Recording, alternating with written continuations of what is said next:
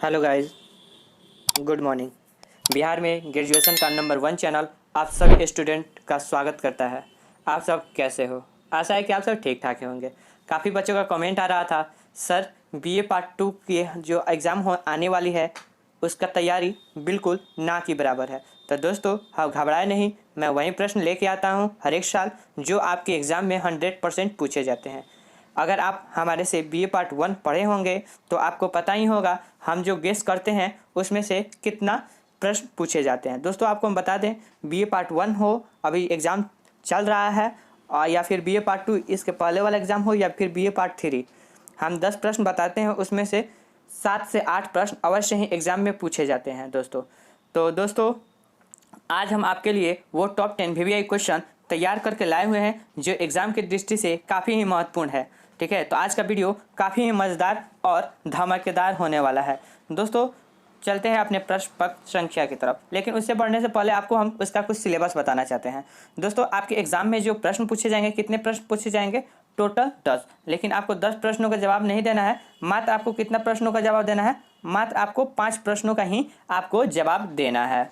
यहाँ तक क्लियर? 10 पूछेगा, 10 नहीं, मात्र 5। ठीक है, तो इसी के साथ चलते हैं पहला प्रश्न संख्या 1 की तरफ। क्या कह रहा है हमारा पहला प्रश्न?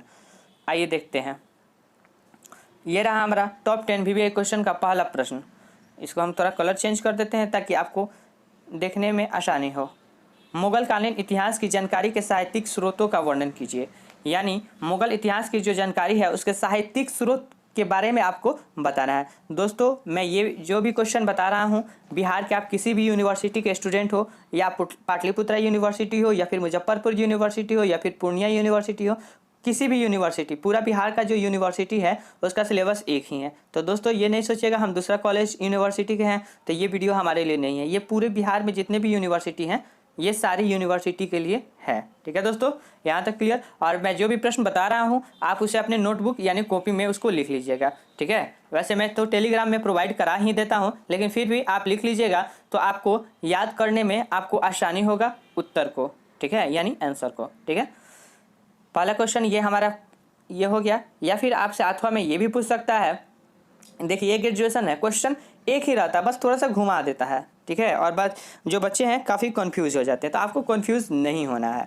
ऐसे भी क्वेश्चन घुमा देगा, मुगल शासन में कला स्थापत्य और साहित्य के विकास का परीक्षण कीजिए। यानी मुगल शासन में जो कला स्थापत्य और साहित्य के विकास को आपको परीक्षण करना है। या फिर क्वेश्चन ऐसे भी घुमा देगा, मुगल के शासन में कला स्थापत्य और साहित्य पर संक्षिप्त में टिप्पणी लिखें। यानी ये कला के बारे में भी लिखना है, स्थापत्य जो है उसके बारे में भी लिखना है, तथा साहित्य के बारे में भी लिखना है। ठीक है, तीनों दे देगा। या फिर बोल देगा मुगल शासन कला में स्थापत्य और साहित्य के विकास पर प्रकाश डाले।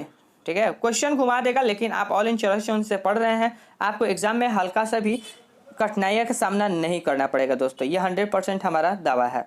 ठीक है, अगर ये 10 प्रश्न आपको पढ़ ले रहे हैं तो आपको 95+ नंबर आने से कोई नहीं रोक सकता है। लेकिन उसका भी कुछ ट्रिक है, 95% नंबर कैसे लाएं उसके बारे में भी हम इस वीडियो में हम चर्चा करेंगे। ठीक है, आते हैं दूसरा प्रश्न संख्या 2 की तरफ। क्या कर रहा है? अकबर की धार्मिक नीति का मूल्यांकन कीजिए। यानी जो अकबर की जो धार्मिक नीति क्या थी उसके बारे में आपको बताना है। जैसे जजिया कर वो हटाए हुए थे, उसके बारे यही ना धार्मिक नीति है, तो उसके बारे में भी आपको लिखना है। ठीक है, अगर इसका आप आंसर चाहते हैं तो कमेंट कीजिए। ऑल इंश्योरेंस टीम के द्वारा इसका एकदम सटीक और कहानी की तरह आपको बता दिया जाएगा और ऐसा समझा दिया जाएगा कि आप एग्जाम में एकदम मक्खन की तरह लिख के आइएगा। 3 घंटा का पेपर है ना, 2.5 घंटा में आप पूरा कंप्लीट कर लीजिएगा।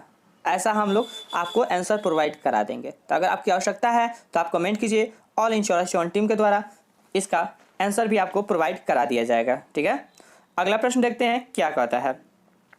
अगला प्रश्न, बाबर के आक्रमण के समय भारत की राजनीतिक अवस्था का वर्णन कीजिए। यानी जो बाबर के आक्रमण के समय भारत की राजनीतिक अवस्थाएं कौन कौन सी थी उसके बारे में आपको लिखना है।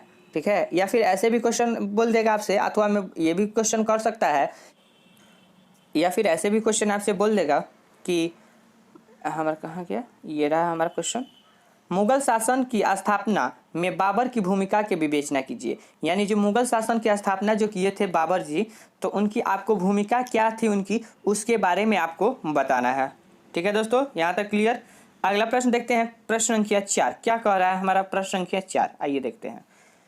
रजिया सुल्तान को अपने शासनकाल में किन किन समस्याओं का सामना करना पड़ा, उसका उल्लेख कीजिए। यानी जब रजिया सुल्तान जब शासन कर रही थी तो उनके साथ कौन कौन सी समस्याएं आ रही थी उसके बारे में लिखना है। ठीक है, रजिया सुल्तान के बारे में भी ये आपको दिया हुआ है क्वेश्चन, ये भी काफ़ी इंपॉर्टेंट है, एग्जाम में ये 100% पूछे ही जाएंगे दोस्तों। ठीक है, और वीडियो आप कहाँ से देख रहे हैं कमेंट कर दीजिए ताकि हमें भी पता चले आप बिहार के किस ज़िले से देख रहे हैं, यानी डिस्ट्रिक्ट से देख रहे हैं। ठीक है, और अगर किसी प्रकार का दिक्कत हो रहा है तो आप हमें कमेंट कीजिए, ऑल इंश्योरेंस टीम के द्वारा आपका पूर्ण रूप से हेल्प किया जाएगा। ठीक है, अगला प्रश्न ये रहा, विजयनगर साम्राज्य के उत्थान की रूपरेखा प्रस्तुत कीजिए। यानी जो विजयनगर साम्राज्य का जो उत्थान हुआ था उसके रूपरेखा आपको प्रस्तुत करना है। या फिर क्वेश्चन ऐसे भी घुमा देगा, विजयनगर साम्राज्य के उत्थान पर प्रकाश डालें, रूपरेखा हटा के बोल देगा आपको प्रकाश डालें। या फिर क्वेश्चन ऐसे भी घुमा देगा, विजयनगर साम्राज्य के उत्थान का रूपरेखा का उल्लेख प्रस्तुत करें। ठीक है, क्वेश्चन कैसे भी घुमाएं, आपको क्वेश्चन के झंझट में नहीं फंसना है। ठीक है, अगर ये क्वेश्चन आप अगर क्लियर कर ले रहे हैं तो आपको आंसर एकदम इजी पूर्वक हो जाएगा, क्योंकि अगर क्वेश्चन आपको समझ में नहीं आएगा तो आप आंसर का लिखिएगा, है कि नहीं। तो इसलिए हम आंसर जो भी ये क्वेश्चन है उसको एकदम हम आपको तोड़ तोड़ के हम समझा दे रहे हैं, और ऐसे ही आंसर को भी हम आपको तोड़ तोड़ के एकदम कहानी की तरह समझा देंगे और मक्खन की तरह आप लिख के आइएगा। लेकिन कमेंट करना होगा तभी हमें पता ना चलेगा कि आप इसका आंसर चाहते हो या नहीं चाहते हो, है कि नहीं। शासक के रूप में जहांगीर का मूल्यांकन प्रस्तुत कीजिए। शासन के जो रूप है उसके जहांगीर का मूल्यांकन जो था उसको आपको क्या करना है, प्रस्तुत करना है। शासक के रूप में जब शासक के जब बने हुए थे जहांगीर तो उसके मूल्यांकन क्या था, मूल्यांकन के बारे में आपको बताना है। अगला रहा प्रश्न संख्या 7 क्या कह रहा है, आइए देखते हैं। 1680 1708 के मध्य मुगल मराठा संबंधित की विवेचना कीजिए। यानी 1680 से लेकर 1708 के मध्य मुगल तथा मराठ के बीच का संबंध कैसा था, इसके बारे में आपको बताना है। ठीक है, अगला प्रश्न देखते हैं क्या कहता है प्रश्न संख्या 8, ये रहा हमारा प्रश्न संख्या 8। अलाउद्दीन खिलजी के आर्थिक सुधारों का उल्लेख कीजिए। यानी जो अलाउद्दीन खिलजी के जो आर्थिक सुधार थे उसके बारे में आपको क्या करना है, बताना है दोस्तों। ठीक है, प्रश्न संख्या 9, प्रश्न संख्या 9, एक बच्चा कमेंट कर रहा है सर हम 3 घंटा में 32 पेज कैसे लिखें।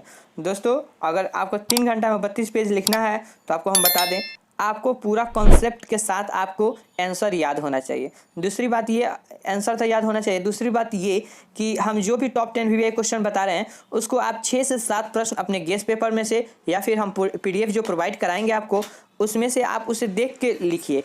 क्या मैं आपको अपने खुद से गणना करना है अपने आप को कि क्या मैं 5 से 6 प्रश्न जो है मैं 3 घंटा के अंदर अटैम्प्ट कर पा रहा हूँ या नहीं कर पा रहा हूँ।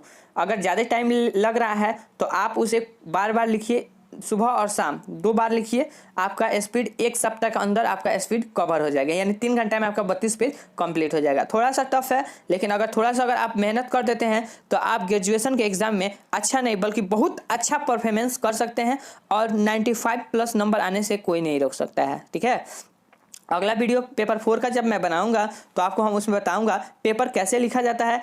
हमारा जो नंबर, काफ़ी बच्चों का ये भी सवाल रहता है सर हमने तो कॉपी पूरा लिखा हुआ था लेकिन एग्जामिनर जो है हमारा नंबर काट लिया, मुझे लिखे थे 100 नंबर का, मुझे और प्रोवाइड हुआ मात्र 60 नंबर 70 नंबर। तो ऐसा भी सब बच्चों सबका सवाल रहता है, तो हम इसका चर्चा अगले वीडियो में करेंगे, क्योंकि अगर इस वीडियो में करेंगे तो काफ़ी लंबा वीडियो हो जाएगा। ठीक है, और हाँ दोस्तों आपसे एक छोटा सा रिक्वेस्ट भी है कि अगर आपने इस चैनल को अपने दोस्तों के पास शेयर नहीं किया है तो फटाफट शेयर कर दीजिए ताकि उनका भी सहायता हो सके और आपको धन्यवाद के पात्र आप बन सकते हैं उनको। ठीक है, तो प्लीज़ वीडियो को ज़्यादा से ज़्यादा शेयर कर दीजिए। और आपने अभी तक, हम जानते हैं आप अभी तक आपने वीडियो को लाइक नहीं किया है और ना ही सब्सक्राइब किया है, तो सब्सक्राइब और लाइक कर दीजिए, क्योंकि अगर आप एक लाइक करते हैं तो हमारे चैनल जो है ऑल इंश्योरेंस जो टीम आपके लिए दिन रात मेहनत करती है उनको काफ़ी मोटिवेट मिलता है कि नहीं कि हाँ बच्चे हमें पसंद कर रहे हैं, तो इसलिए वो और मेहनत करेंगे। तो प्लीज़ हमारे लिए नहीं तो कम से कम हमारे टीम के लिए, ऑल इंश्योरेंस जो टीम है उनके लिए एक लाइक कर दीजिए और चैनल को सब्सक्राइब भी कर दीजिए। ठीक है, अगर चैनल को आप सब्सक्राइब करते हैं तो इसका आंसर जो भी होगा या फिर कॉलेज इन्फॉर्मेशन जो भी होगा आपको सबसे पहले आपके पास पहुंचेगा, आंसर भी होगा सबसे पहले आपके पास पहुंचेगा, एग्ज़ाम का जो भी रूटीन होगा, एग्ज़ाम रिजल्ट कब होगा सबसे पहले आपके पास ही पहुंचेगा। तो इसलिए चैनल को भी आप सब्सक्राइब कर दीजिए, सब्सक्राइब करने में कोई भी पैसा नहीं लगता है, ठीक है। आते हैं प्रश्न संख्या 9 की तरफ। क्या कहता है, औरंगजेब के दक्षिण नीति की समीक्षा कीजिए। यानी जो औरंगजेब थे उनके दक्षिण नीति क्या थी उसके बारे में आपको बताना है दोस्तों।